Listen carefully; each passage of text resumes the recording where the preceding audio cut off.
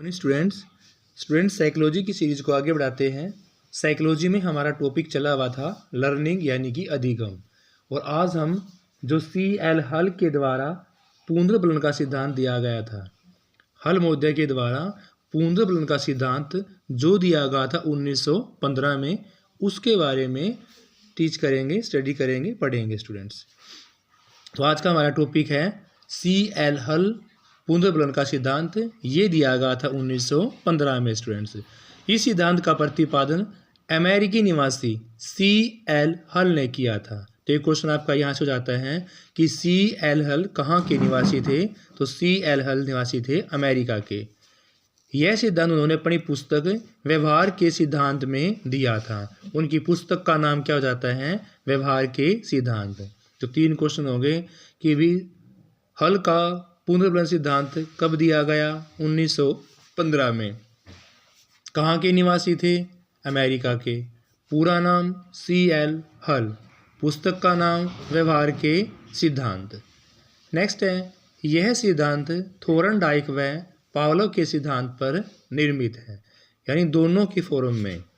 यह सिद्धांत थोरनडाइक का जो भूखी बिल्ली का प्रयोग किया गया था और पावलोव महोदय का जो कुत्ते प्रयोग किया गया था, उन दोनों सिद्धांत से मिलकर बनाया गया है। कौन सा सिद्धांत? C.L. हल का सिद्धांत, जो अमेरिका के निवासी थे। हल का सिद्धांत आदतों के विकास पर सबसे ज़्यादा बल देता है, यानी कि C.L. हल के सिद्धांत के द्वारा ही जो आदत है वो बनती है, उनका निर्माण होता है, आदतों का विकास होता है। इसलिए हल महोदय का सिद्धांत आदतों के विकास पर सबसे ज़्यादा बल देता है। दोबारा कर लेते हैं। यह सिद्धांत C.L. हल के द्वारा दिया गया, 1915 में दिया गया। पूरा नाम C.L. हल, पुस्तक का नाम व्यवहार के सिद्धांत, और यह सिद्धांत थोरनडाइक और पावलोव के सिद्धांत से निर्मित है। C.L. हल ने आदतों के विकास पर सबसे ज़्यादा जोर दिया, बल दिया। C.L. हल के सिद्धांत के बहुत सारे और भी नाम हैं, उनके बारे में पढ़ लेते हैं। सबसे पहला नाम दिया गया आवश्यकता अवकलन सिद्धांत, आवश्यकता अवकलन सिद्धांत। फिर दूसरा नाम है क्रमबद्ध व्यवहार सिद्धांत, क्योंकि उनकी पुस्तक का ही नाम व्यवहार के सिद्धांत था, तो उन्होंने सिद्धांत में क्या दिया? क्रमबद्ध व्यवहार सिद्धांत। तीसरा है सबलीकरण अवकलन सिद्धांत, और फिर चौथा है चालक न्यूनता का सिद्धांत, और 5वां है गणित निगमन सिद्धांत।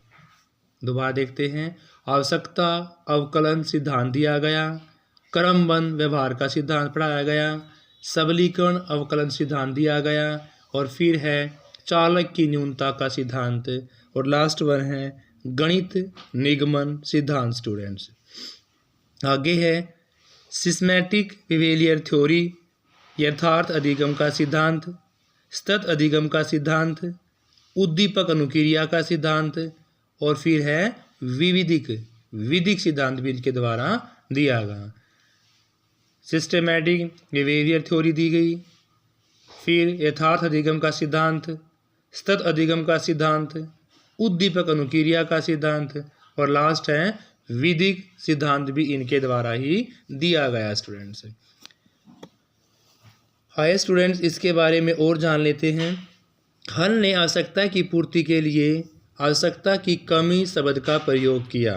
जैसे आवश्यकता की पूर्ति करनी है तो वहाँ C.L. हल के द्वारा आवश्यकता की कमी शब्द का प्रयोग किया गया।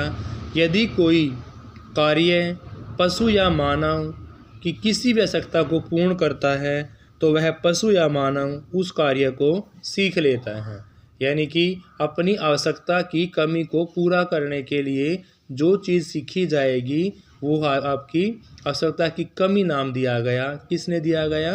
C.L. हल ने द्वारा, यानी हल ने आवश्यकता की पूर्ति के लिए जो काम किया जाएगा वो उसका नाम दे दिया, आवश्यकता की कमी शब्द का प्रयोग कर दिया। यदि कोई भी कार्य पशु या मानव की किसी आवश्यकता की पूर्ति करेगा तो वह पशु या मानव उस कार्य को आसानी से, जल्दी से सीख लेगा। इसीलिए आवश्यकता की पूर्ति सीखने का आधार होती है। जितनी ज़्यादा आवश्यकता होगी, आवश्यकता को पूरी करने के लिए हम उसको जल्दी से सीखेंगे, तो इसीलिए आवश्यकता की पूर्ति सीखने का आधार मानी जाती है। हल ने अपने प्रयोग किस पर किए? चूहे पर किए। स्किनर मोदे ने चूहे और कबूतर पर किए। थोरनडाइक ने बिल्ली पर किए। पावलोव ने कुत्ते पर किए। हल का मानना है कि कठिन से कठिन कार्य भी सतत प्रयत्न व ठोस पुनर्बलन के आसान बनाया जा सकता है। सीएल हल मानते हैं कि अगर कठोर से कठोर कार्य भी है उसको आपने आसान बनाना है तो बार बार प्रयास करते रहो। अगर बार बार हम लगातार प्रयत्न करते रहेंगे, ठोस पुनर्बलन करते रहेंगे तो काम हमारा आसान हो जाएगा। इस सिद्धांत को स्किनर ने अधिगम के सिद्धांतों में सबसे ज़्यादा सर्वश्रेष्ठ बताया है। जितने भी आपने अब तक पढ़ लिए या और पढ़ोगे अधिगम के सिद्धांत, तो सारे अधिगम के सिद्धांतों में सबसे ज़्यादा ठोस, सबसे ज़्यादा सर्वश्रेष्ठ सिद्धांत कौन सा है? सीएल हल का सिद्धांत। यह दिया गया था 1915 में और किसके ऊपर प्रयोग किया गया था? चूहे के ऊपर किया गया स्टूडेंट्स। तो इसके नाम देखो, आवश्यकता की पूर्ति सीखने का आधार बताया गया। हल ने अपना प्रयोग चूहे पर किया। हल का मानना था कि कठिन से कठिन कार्य भी अगर लगातार प्रयास करने से आसान हो जाता है। इस सिद्धांत को स्किनर ने अधिगम के सिद्धांतों में सबसे ज़्यादा सर्वश्रेष्ठ बताया स्टूडेंट्स। आगे देखते हैं। फिर आपका शिक्षा में उपयोगिता स्टूडेंट। शिक्षा में उपयोगिता सबसे पहले है आपका यह व्यक्तिगत सिद्धांत पर बल देता है। सीएल हल की शिक्षा में उपयोगिता यही थी कि व्यक्तिगत सिद्धांत पर बल देता है। यह सिद्धांत शिक्षा को वास्तविक जीवन से जोड़ने पर बल देता है। यह सिद्धांत शिक्षा को वास्तविक जीवन से जोड़ने पर बल देता है।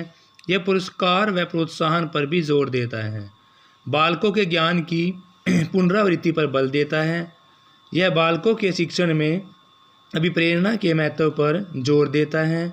यह सिद्धांत आदत के निर्माण में सहायक होता है। किसी कार्य में उद्देश्य व लक्ष्य का स्पष्टीकरण भी कर देता है। यह पाठ्यक्रम के विकास के लिए सैद्धांतिक पृष्ठभूमि तैयार करता है स्टूडेंट्स। और लास्ट है इसका स्किनर व हल जो सिद्धांतों में अंतर किस प्रकार से किया गया वो भी हम आगे पढ़ेंगे स्टूडेंट्स। लेकिन इससे पहले शिक्षा में उपयोगिता क्या क्या है? यह व्यक्तिगत सिद्धांत पर बल देता है। शिक्षा को वास्तविक जीवन से जोड़ने पर बल देता है। पुरस्कार व प्रोत्साहन पर भी जोर दिया गया है। यह बालकों के ज्ञान की पुनरावृत्ति पर बल देता है। यह बालकों के शिक्षण में अभिप्रेरणा के महत्व पर जोर देता है। यह सिद्धांत आदत को बढ़ाने में, आदत के निर्माण में बहुत सहायता करता है, क्योंकि कोई भी काम हम लगातार करेंगे, बार बार करेंगे, प्रयत्न से करेंगे तो आसानी से हो सकता है। किसी कार्य में उद्देश्य व लक्ष्य का स्पष्टीकरण साफ होता है। सीएल हल के सिद्धांत में यह पाठ्यक्रम के विकास हेतु सैद्धांतिक पृष्ठभूमि को भी तैयार करता है स्टूडेंट्स। फिर आगे आपका स्किनर और हल के सिद्धांत में क्या डिफरेंस है वो भी पढ़ लेते हैं। देखो, स्किनर और हल के सिद्धांत में क्या था? पुनर्बलन स्किनर के अकॉर्डिंग तुरंत देना चाहिए। क्या स्टूडेंट्स? जो पुनर्बलन है स्किनर के अकॉर्डिंग वह पुनर्बलन तुरंत मिलना चाहिए स्किनर महोदय के द्वारा। लेकिन हल ने कहा पुनर्बलन कभी भी मत दो। हल महोदय कहते हैं बच्चे को पुनर्बलन कभी मत दो। स्किनर कहते हैं पुनर्बलन तुरंत देना चाहिए। स्किनर ने कहा सकारात्मक या नकारात्मक कैसा भी हो, लेकिन पुनर्बलन होना भी चाहिए और वह तुरंत भी मिलना चाहिए। लेकिन पुनर्बलन यहाँ पर ठोस व दमदार होना चाहिए। देखो यहाँ पर सकारात्मक नकारात्मक कैसा भी हो देना चाहिए तुरंत। यहाँ पर या तो कभी दो ही ना, किसी टाइम भी दो। होना क्या चाहिए? ठोस व दमदार होना चाहिए। छोटे बच्चों के लिए विधि स्किनर की सर्वश्रेष्ठ है, लेकिन जो हल महोदय की है वो बड़े बच्चों के लिए श्रेष्ठ है स्टूडेंट्स। सीएल हल की बड़े बच्चों के लिए सर्वश्रेष्ठ है, स्किनर महोदय की छोटे बच्चों के लिए। तो तीन डिफरेंस यहाँ पर क्रिएट हो जाते हैं हमारे। सबसे पहला आपने पढ़ा पुनर्बलन तुरंत देना चाहिए। सकारात्मक हो चाहे नकारात्मक हो, छोटे बच्चों के लिए उपयोगी है। लेकिन हल की बात करें हम, पुनर्बलन कभी भी दे सकते हैं आप। पुनर्बलन ठोस होना चाहिए, दमदार होना चाहिए। और तीसरा पॉइंट है लास्ट, बड़े बच्चों के लिए यह है सर्वश्रेष्ठ विधि मानी गई है स्टूडेंट्स। तो स्टूडेंट्स, हल का पुनर्बलन का सिद्धांत जो उनके द्वारा दिया गया 1915 में, वो सारा इस वीडियो में कंप्लीट हो चुका है। कल हम वाटसन के बारे में पढ़ेंगे। Thank you students, have a nice day. Please like share class.